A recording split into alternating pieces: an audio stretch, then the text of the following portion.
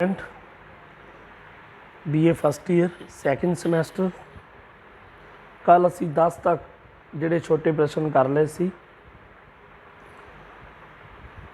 अज असी अगे जसवंत दी दे जोड़े लघु उत्तरां वाले प्रश्न ने 11 तो अगे करांगे। बलदा प्रश्न कविता का केंद्री भाव लिखो। साडे वालों अपनाई जा रही नवीं पश्चिमी सभ्यता ने साडे विचों प्यार, कुर्बानी ते नैतिकता वर्गे उच्च आदर्शां नूं मनफी कर दिता है, जिस करके असी वर्तमान विच भी दुखी हाँ ते भविख विच भी ये सभ्यता साडे बच्चों विच साडे प्रति बेगानगी भरे रवैये नूं होर प्रबल करेगी, जिस नाल ये सभ्यता साडे लई होर भी दुखदाई बन जाएगी। प्रश्न नंबर 12 बलदा प्रश्न कविता कवि दे कौन बैठे सन? कवि का दादा, बाप ते बच्चा। प्रश्न नंबर 13 बलदा प्रश्न कविता विच सलेट उत्ते कोई चित्र के कवि का बच्चा की कहता है। कवि दे बच्चे ने सलेट उत्ते एक चित्र बनाया तो उसनूं कहन लगा कि उसका घर है, पर वो दसे कि उसका घर किहड़ा है। ये सुन के कवि तरबक गया और उसनूं अपने चेहरे विच नवीं सभ्यता ते उस द्वारा ही वधाए नो अपने चेहरे उत्ते खुबे महसूस होए। वो केवल उसका दादा ते बाप ही उस तो टुटे हुए नहीं सन महसूस करते, सगों उसका बच्चा उस दे नाल एक घर विच रहन लई ही तैयार नहीं सी। प्रश्न नंबर 14 पुरखियां नाल गल्लां करो कविता का विशा की है। पुरखियां नाल गल्लां करो कविता का विशा वड्डे वडेरियां द्वारा रस्मां रीतां दे अंध विश्वासां 'च बन्ने समाजां दे वर्तारे प्रति उदासीनता के भाव प्रगट करना है ते अगलियां पीढ़ियां इन्हां तो मुक्त करन दी गल करना है। प्रश्न नंबर 14A कवि पुरखियां नाल गल्लां करन नूं क्यों कहता है? कवि पुरखियां नाल गल्लां करन नूं इस करके कहता है तां जो सानूं पता लग सके कि वो अंध विश्वास रस्मां रीतां विच बझे जीवन च अगे नहीं सन वध सके तो सानूं अजोके विग्यानक युग में इन्हां तो छुटकारा पा के अगे वधना चाहिए है। प्रश्न नंबर 15 पुरखियां नाल गल्लां करो कविता का केंद्री भाव। साडे वड्डे वडेरियां ने सानूं अजिहियां रस्मां रीतां ते अंध विश्वासां विच बन्निया है जिन्हां नाल असी बंधना में बझे हुए शोषण का शिकार होंदे हां। सानूं अपने बच्चों को इन्हां तो मुक्त कर देना चाहिए है। प्रश्न नंबर 16 पुरखियां नाल गल्लां करो कविता में अंध विश्वासां लई किहड़े प्रतीक वरते गए हैं? तड़ांगी, तांबे का पैसा, काले किल आदि। प्रश्न नंबर 17 पुरखियां नाल गल्लां करो कविता के अंत विच कवि आपो अपने बच्चों की तड़ागियां खोलण लई क्यों कहता है?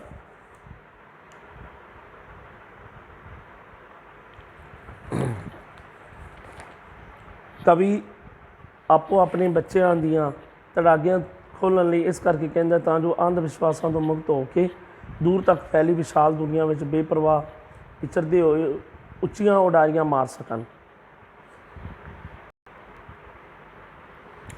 कोई सच नहीं हुंदा कविता का विशा की है?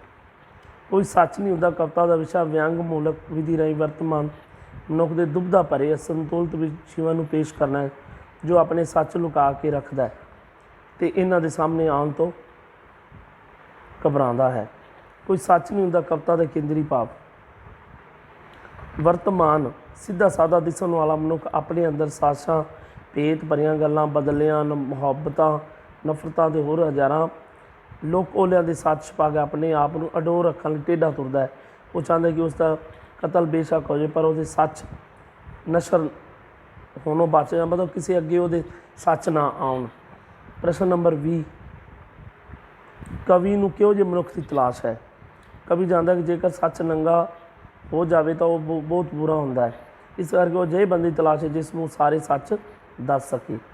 प्रश्न नंबर 21 पुट्ठी छाल कविता का विशा की है?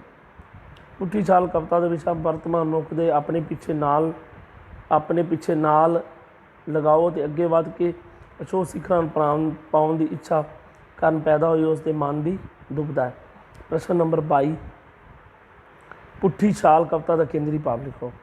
ਵਰਤਮਾਨ ਮਨੁੱਖ ਦਾ ਆਪਣੇ ਪਿੱਛੇ ਅਰਥਾਤ ਜਨਮ ਹੋਣ 'ਤੇ ਮਾਪਿਆਂ ਨਾਲ ਵੀ ਲਗਾਓ ਰਹਿੰਦਾ ਹੈ ਅਤੇ ਉਹਨਾਂ ਦੀ ਖਾਤਰ ਹੀ ਉਹ ਪੁੱਠੀ ਛਾਲ ਮਾਰ ਕੇ ਅੱਗੇ ਵਧਣਾ ਚਾਹੁੰਦਾ ਹੈ, ਪਰ ਇਹ ਪੁੱਠੀ ਛਾਲ ਪੁੱਠੀ ਹੀ ਪੈਂਦੀ ਹੈ ਅਤੇ ਅਛੋਹ ਨੂੰ ਪਾਉਣ ਦੀ ਇੱਛਾ ਕਾਰਨ ਉਸ ਦਾ ਪਿੱਛੇ ਵੱਲ ਧਿਆਨ ਭਟਕ ਜਾਂਦਾ ਹੈ।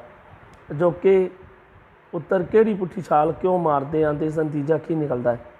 ਪ੍ਰਸ਼ਨ ਨੰਬਰ 23, ਅਜੋਕੇ ਪੁੱਤਰ ਆਪਣੇ ਮਾਂ ਬਾਪ ਅਤੇ ਉਹਨਾਂ ਦੇ ਬੁਢਾਪੇ ਨੂੰ ਸੁਖੀ ਬਣਾਉਣ ਦੇ ਉਦੇਸ਼ ਨਾਲ ਆਪਣੇ ਘਰ ਨੂੰ ਛੱਡ ਕੇ ਦੂਜੇ ਸ਼ਹਿਰ ਵਿਦੇਸ਼ ਵਿੱਚ ਵਿੱਦਿਆ ਅਤੇ ਨੌਕਰੀਆਂ ਪ੍ਰਾਪਤ ਕਰਨ ਜਾਂਦੇ ਹਨ, ਪਰ ਇਸ ਦਾ ਸਿੱਟਾ ਨਿਕਲਦਾ ਹੈ ਕਿ ਉਹ ਅਛੋਹ ਦੀ ਪ੍ਰਾਪਤੀ ਲਈ ਅਗਾਂਹ ਤੁਰਦੇ ਹੋਏ ਪਿੱਛੇ ਨਾਲੋਂ ਟੁੱਟ ਜਾਂਦੇ ਨੇ। ਫਲਸਰੂਪ ਪਿੱਛੇ ਮਾਂ ਬਾਪ ਤਰਸਦੇ ਰਹਿ ਜਾਂਦੇ ਹਨ। ਇਹ ਸੀ ਜਸਵੰਤ ਦੀਪ ਦੇ ਜਿਹੜੇ 23 ਪ੍ਰਸ਼ਨ।